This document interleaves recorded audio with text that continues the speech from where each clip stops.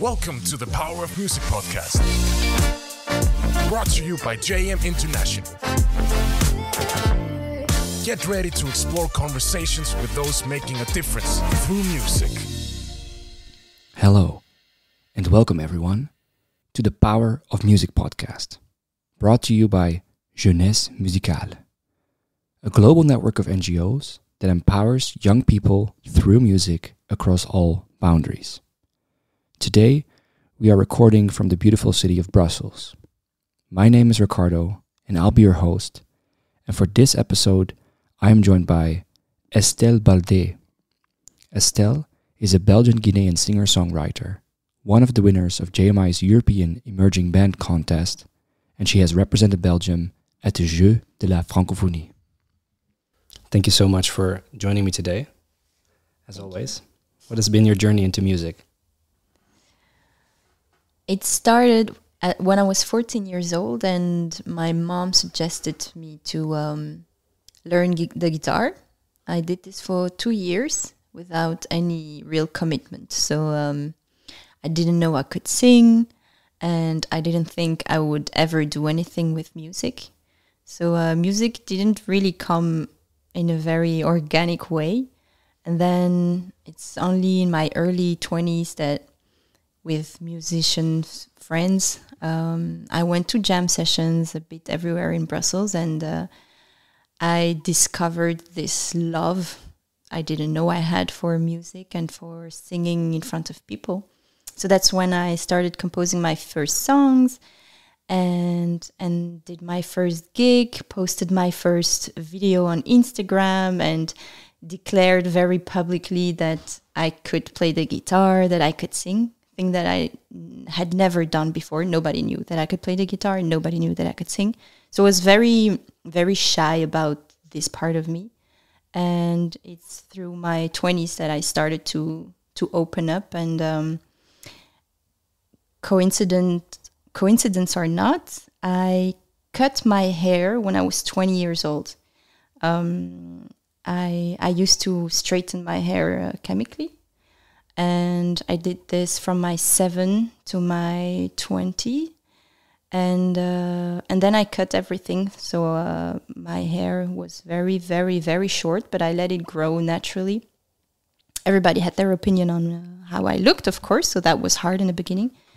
But then something inside of me bloomed, and that's when music also started to become something in my life, and yeah, that's when I started to become a bit more professional and serious about music, and started to do a lot of gigs in Brussels, but outside of Brussels also. And then I recorded my first EP, and then my second EP, and here I am. And you mentioned that you were quite shy in the beginning about your music. Why was that? Or were you just a general shy person? I think I think in general, I used to be a very shy person, but then I danced my whole life and did like a lot of, shows in front of a lot of people. So I don't know if that's real shyness, but I think I was scared to shine and to be the center of attention without really deserving to be the center of attention, and that's something that through music started to go away little by little, and now I'm very happy on stage when people listen to my songs. And I think this is a very important theme for a lot of people that do not allow themselves to shine. Like, do you know what changed, or how did you do that?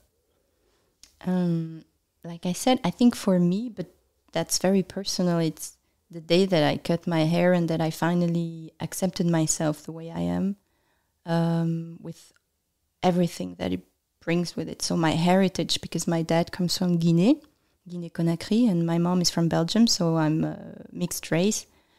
And with the beauty aesthetics, which are very Western, it was quite hard to consider myself as beautiful. And I think this may sound a bit superficial, but it's one of the main things you grow up with when you're a girl or a boy. So that played a big role, I think, in the way I saw myself. I would rather wanted to like look like everyone, and be very discreet and not seen, not heard too much, than to be the center of attention. Because when you're a colored person, or you have a very visible difference, you know what it is, or you know what feeling it gives you when people look at you, and it's not a nice feeling as a kid. So I think for me, that's what made me shy and didn't allow me to shine my light. And do you remember, was there a specific moment where you realized, like maybe your first performance, or one time you made music, or a specific jam where you was, I'm going to do this? I think it happened very gradually, but for sure, like the first jam sessions where I discovered the underground music world of Brussels were very revealing.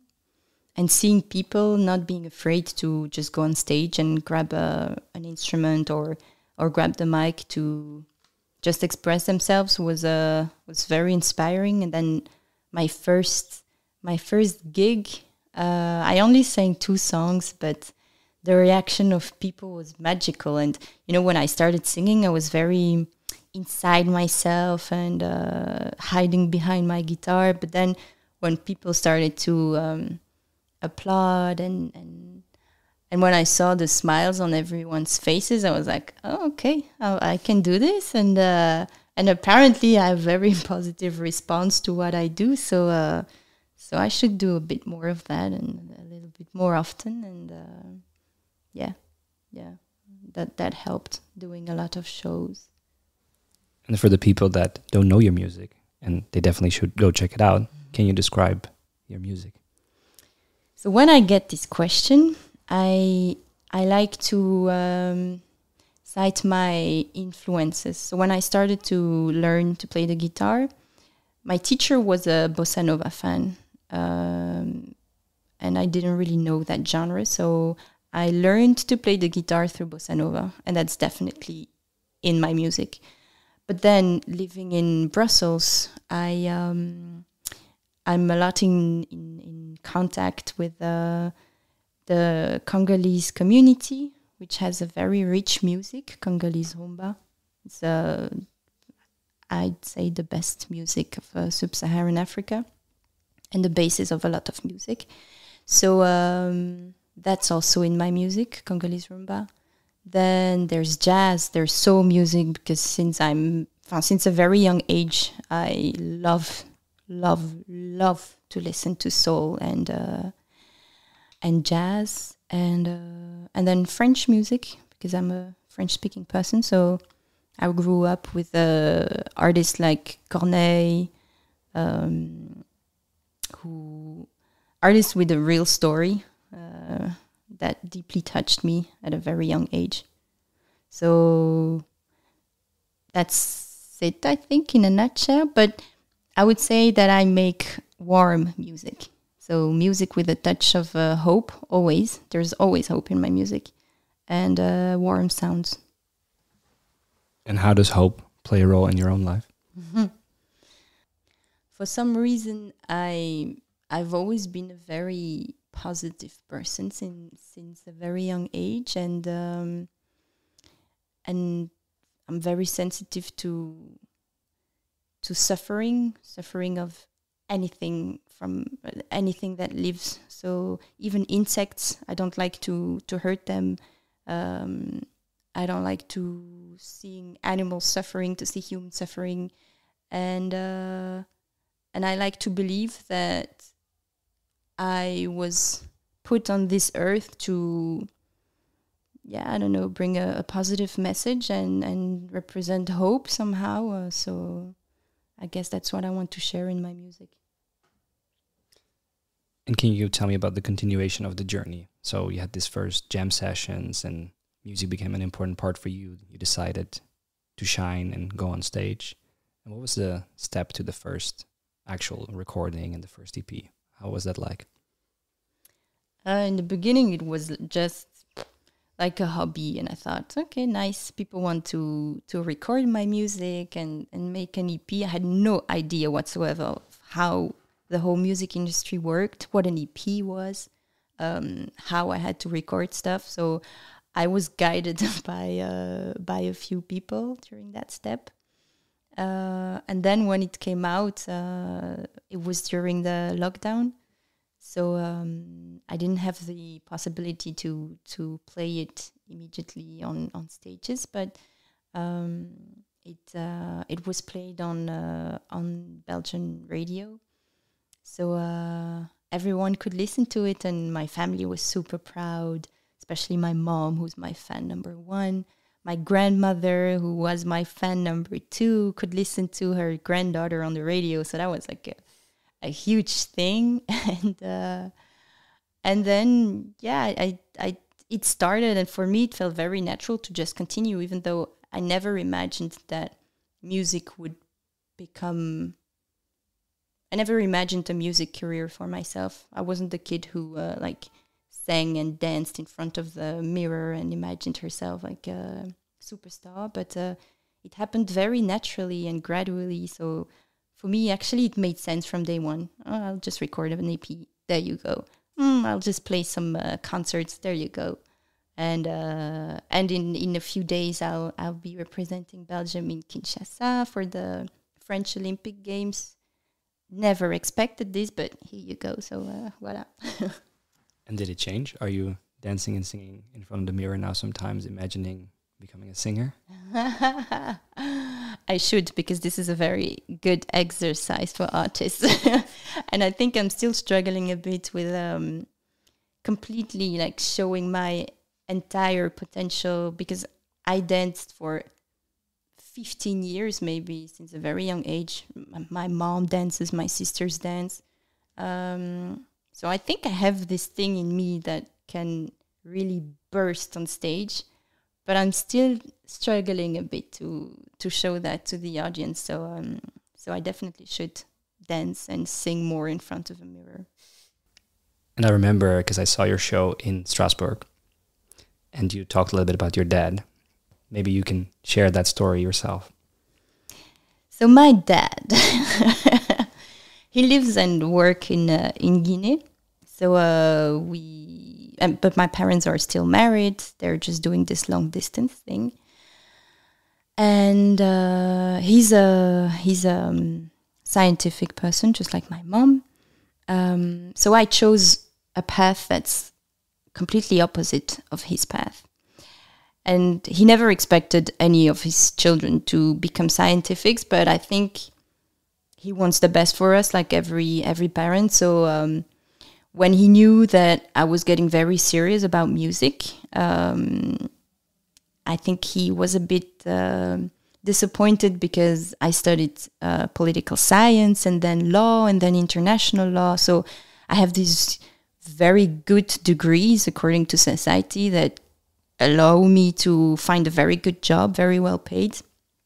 So in the beginning, I think it was a bit hard for him to accept that, especially since I think I have a special connection with my dad. I look a lot like him on the inside.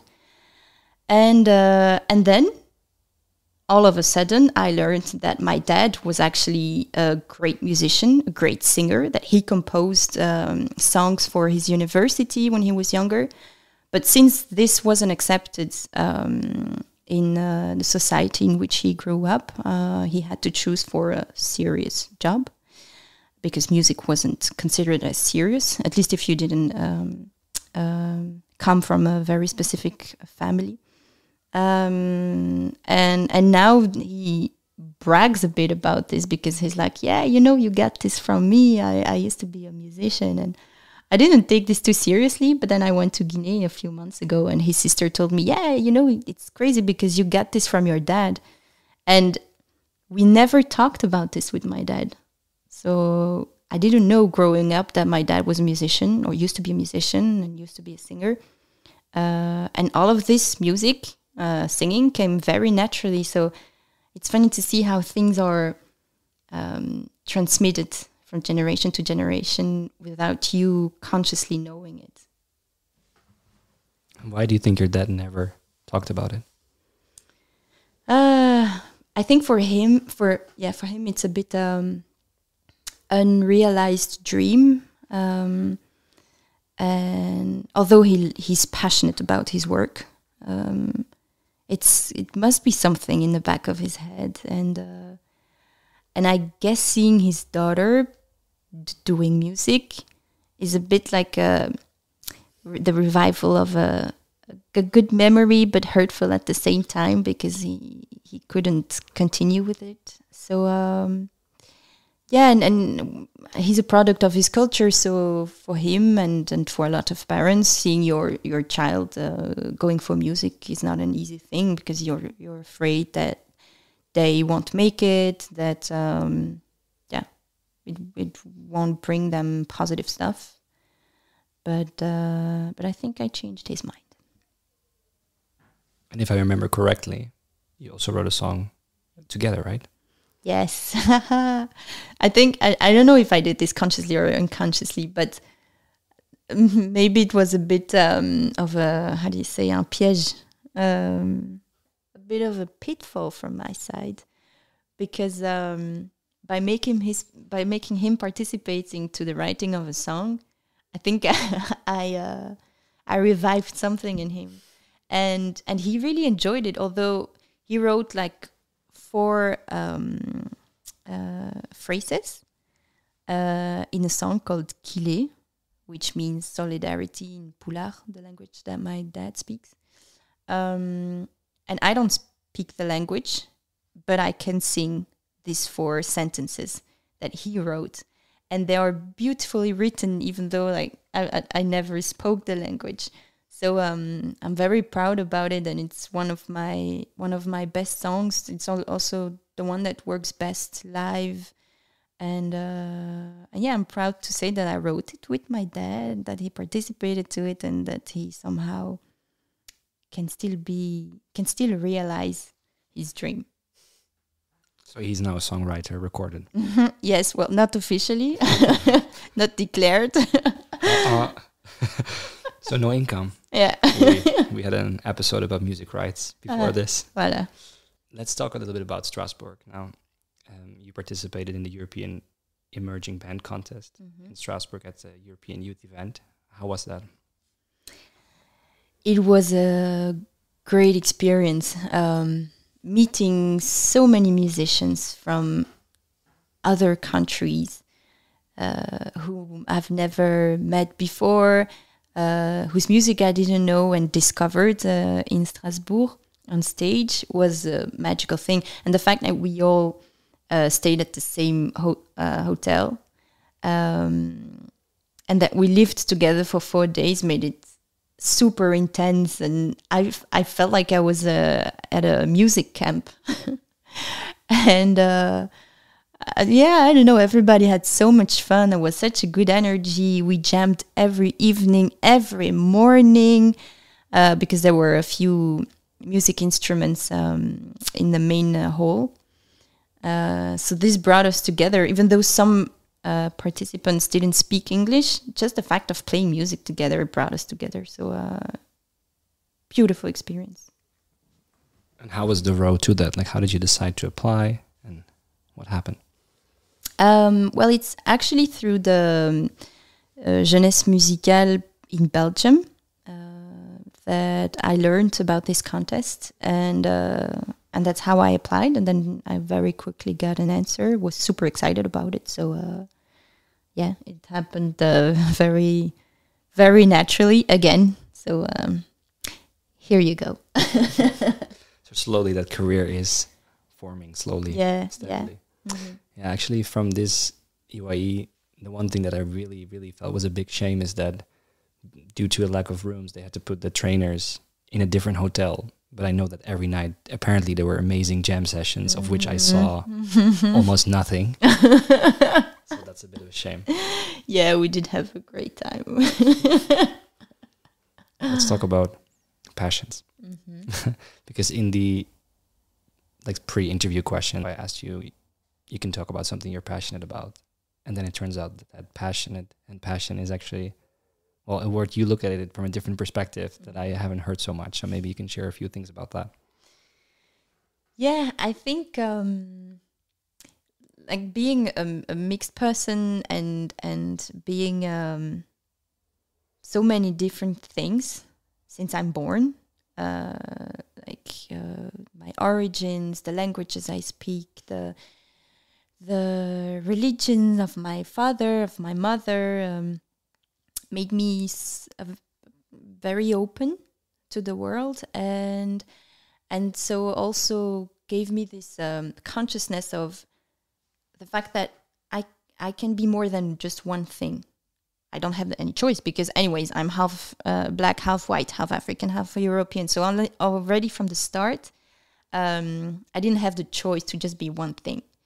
And this opened my mind and I think guided me through my whole growing process. And that's also why I never saw music as my passion. I never considered it as a passion. I see it as something that I think I can do quite well, and I can write music. I can sing. I'm not afraid to sing in front of an audience. It feels very naturally since day one. So voila, there you go. Just take it and do something with it. But then at the same time, I love to teach. I love to teach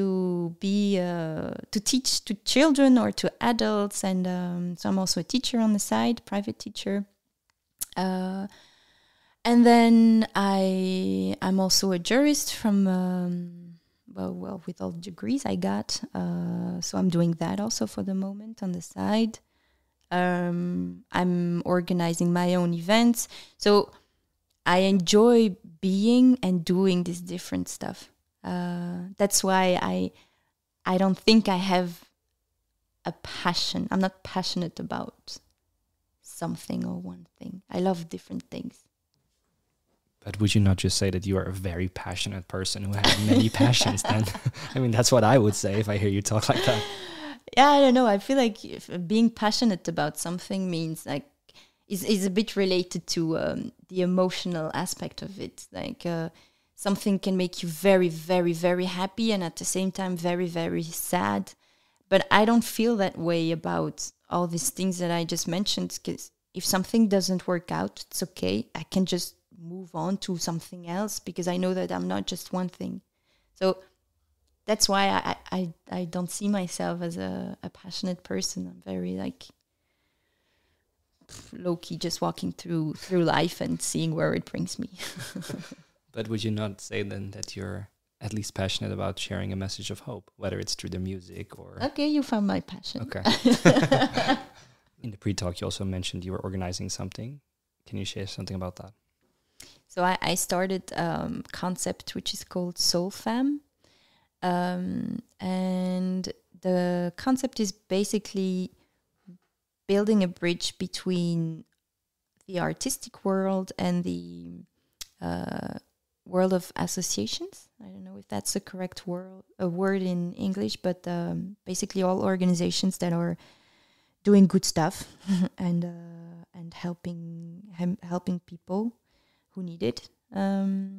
So in April 2024, I'll be hosting the 3rd edition of the Soul Fam in the Bronx Theater, which is in the city center of Brussels.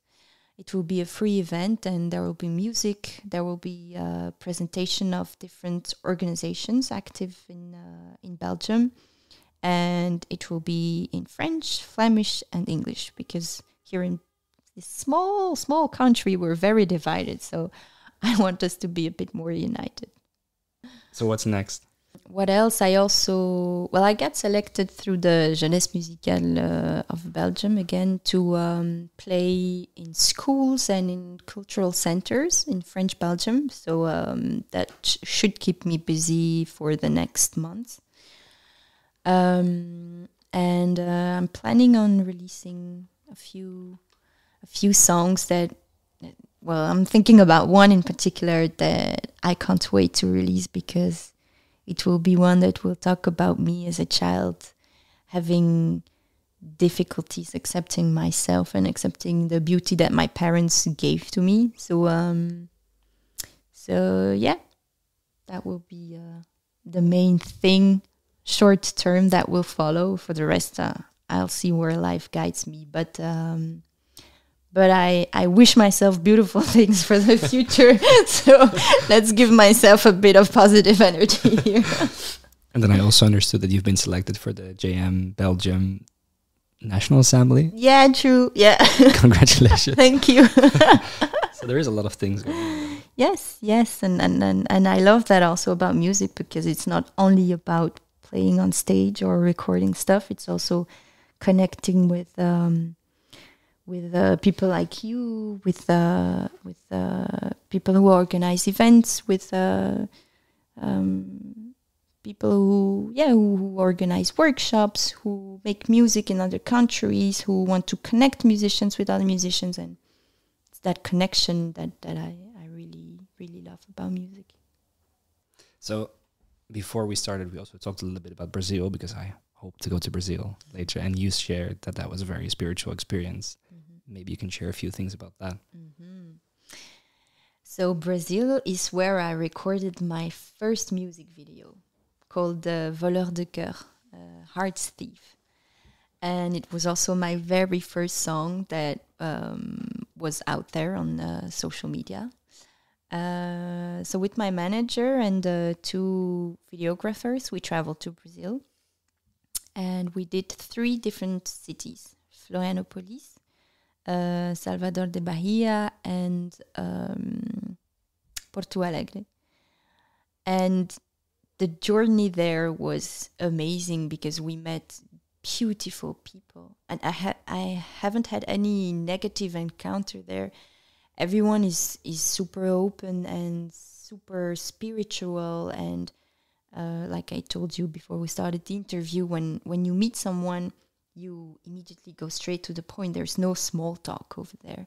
And no awkwardness also when you talk about like when you go right into the subject. And then the things that happened to us were magical when we were in Salvador de Bahia. So we met people by pure coincidence. And these people turned out to be like very, very good connections for what we were doing there, shooting a music video. And I'm still in contact with all these people. So I would definitely recommend everyone to go to Brazil, but be open-minded when you go there. Do you think music is spiritual? Yes. I don't think for everyone, because it depends. It depends what your objective is with music. You have people who just want to have a musical career where they can get a lot of money from, and there's nothing wrong with it. It's just a choice. And other people who make music because they feel a special connection to it, and that's how I feel about music. So that's where you find spirituality in music. It brings you like to a whole other world. If people want to find you or your music, where can they find you? Where can they reach you? So if you type Estelle Baldé on Spotify, on YouTube, iTunes, wherever, you can find me anywhere. You can just type my name in Google and you'll find anything about my music. As always, the last question. What is the power of music? I gave a small hint earlier, but for me, the power of music is connection. Connection with people who you'd never thought you would connect with. Even though you don't speak the same language, when you connect through music, there's a deeper connection that happens. There's no small talk in music. You go also straight to the essential stuff. And yeah, for on the very personal side, the story I told about my dad and the fact that he gave me this gift of music is also a very special connection I have with him. And I don't know how far this connection goes. From whom did he get this passion for music? But that's what I find beautiful about music. It's so you can't grab it. You can't define it. It's just something you feel, and it's a feeling you can share with people who go through the same stuff as you do at a particular time in life. So connection. Yeah. Thank you so much. Thank you. Thank you very much for listening. If you want more information about JM, or you would like to get involved, visit www.jmi.net. At JMI, we are on a mission to make the world more musical. That's why we created Mubazar, a digital platform that helps us manage all our musical activities across 80 countries worldwide, connecting musicians with opportunities to grow both personally and professionally. If you are a music professional looking for a better way to manage and promote your music activities, check out Mubazar. Created for music organizers, by music organizers, Mubazar allows you to run music competitions, workshops, camps, auditions, masterclasses, awards, events, and much more. With a massive list of music-specific features, Mubazar offers custom application forms, payments for your activities, jury tools, translations, analytics, and more. Mubazar is fast becoming the best place for musicians to find and apply for music opportunities online, and you can sign up today for a free organizer account by going to www.mubazar.com, registering, and then requesting to upgrade to an organizer on the right-hand menu. For more info, don't hesitate to get in touch via support@mubazar.com. It would mean a lot to us if you could give us 1 minute of your time and rate and review the podcast. In case you have any suggestions or would like to be one of our next guests, feel free to reach out to us through the JMI socials.